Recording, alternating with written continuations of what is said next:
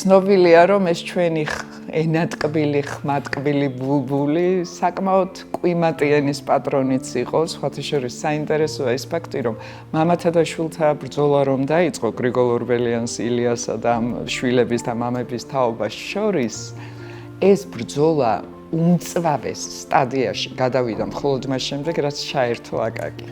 იმიტომ რომ აკაკის ენამ გამოიყვანა ბოლომდე წყობიდან გრიგოლ ორბელიანი. ეს კარგად ახასიათებდა აკაკის, ხა ცნობილი ყველაზე ისეთი იუმორისტული ფაქტია, ერთი ვარდენ ღვანკითელი იყო რკინიგზის მუშაკი, რომელიც სხვათა შორის პოეტობაზე და დრამატურგიაზე ცდებდა თავს და ამ კაცმა ლექსების წერა დაიწყო. სხვათა შორის გალაქტიონი ამაშიც ბაძავდა მე, როგორი ცინიკური იყო თუ დაბალი ხარისხის პოეზიას გადაეყრებოდა და ერთხელ გაბრიყვდა ბატონი ვარდენი ბჭყალებში და გამოაქვეყნა ესეთი ლექსი: შენ საჩხერის არწივი ხარ, მე ღვანკითის შევარდენი, შენც პოეტი, მეც პოეტი, შენ აკაკი, მე ვარდენი.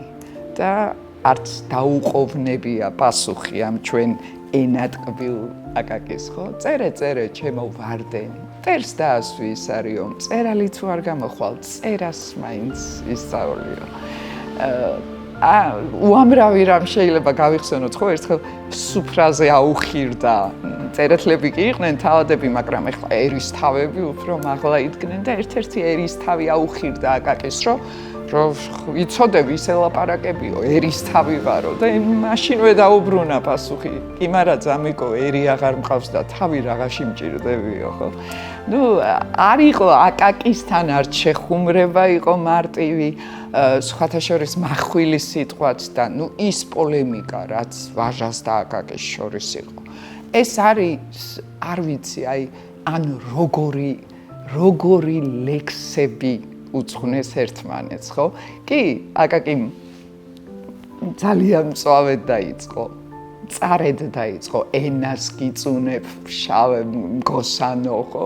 შაველო მგოსანო მაღალ მთისაო, მაგრამ იქვე თქვა, თუმცა კი თესავ მარგალიც, მკითხველიც ამას მკისაო, გადაირეოდა ვაჟა აბა რას იზამდა, წერალი ენა და ენას თუ უწუნებ, არც ვაჟამ დააყოვნა და მე ვიტყოდი ქართული პოეზიის შედევრი დაუწერა, დაგვიანებული პასუხი. აკაკის საკმაოდ ვრცელი ლექსია, სადაც ყველას გვახსოვს ის საოცარი სტრიქონები, მე არც 1 კილოს არ ვწუნობ თუ ქართული გვარისა, მოტრფიალე ვარ ყოვლისა, იმის ტკბილის დამწარესა და გახსოვთ როგორ დაამთავრა ეს ლექსი, ნუ შეგაშინებს არ გავნებს თიდან ყვირილი ხარისა.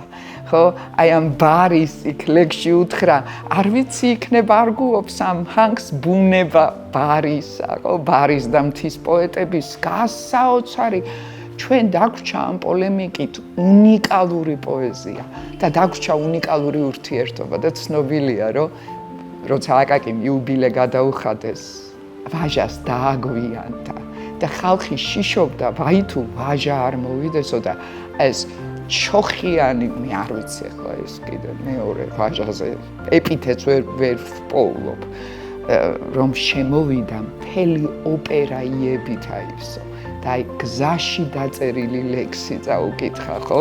სადაც ჩანგი გიკურთხოს გამჩენმა ეს ცნობილი ლექსი.